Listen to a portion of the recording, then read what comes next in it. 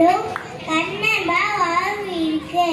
தன்னுடைய எம்பவர் கற்றோல் முடுகின்று உன்னுடைய கல்லானவர் உவப்ப தலை கூடி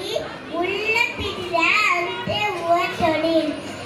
உடியான்மோ இல்லா போல் ஏற்றோல் கற்றால் கரியதே கல்லானவர் தந்தனை சூழும் மனம் கேள்வி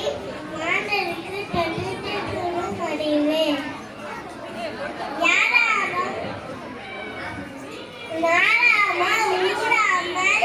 என்னுடுவர் சாமனியும் கலந்தவாறு